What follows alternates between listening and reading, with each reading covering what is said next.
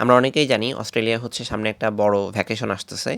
আর এই বড় ভ্যাকেশনে ২৪ ডিসেম্বর বুধবার রাত ১২টা ১ মিনিট থেকে ৪ জানুয়ারি রবিবার রাত ১১টা ৫৯ মিনিট পর্যন্ত ডাবল ডিমেরিট পয়েন্ট কার্যকর হবে ড্রাইভিংয়ের ক্ষেত্রে।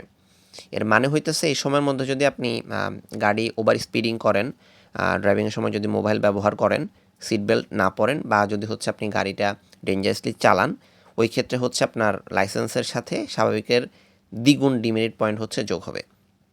তো এই সময়টার মধ্যে ক্রিসমাস নিউ ইয়ারের ছুটির সময় রাস্তায় গাড়ি ঘোড়া বেশি থাকবে, আর সে কারণে হচ্ছে পুলিশের যে নজরদারি সেটাও স্বাভাবিকভাবে বেশিই হবে।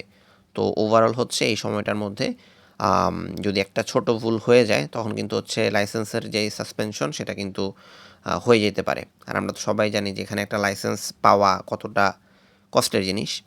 তো সবার কাছে অনুরোধ থাকবে হচ্ছে গাড়ির যে গতি সেটা হচ্ছে সবাই একটু নিয়ন্ত্রণে রাখার চেষ্টা করব। তারপরে হচ্ছে গিয়ে ড্রাইভিংয়ের সময় ফোন যত পারি ব্যবহার করব না, এবং উবার, ডোরড্যাশ আমরা যাই করি সেগুলো করার সময় একটু সেফলি করা লাগবে। অবশ্যই সিট বেল্ট পরতে হবে। আপনার গাড়িতে যদি নতুন কেউ ওঠে তারা অবশ্যই সিট বেল্ট যাতে পরে সেটা দিকে খেয়াল রাখবেন। আর সবাই সুন্দরভাবে, স্বাভাবিকভাবে, সুস্থভাবে গাড়ি চালাবো।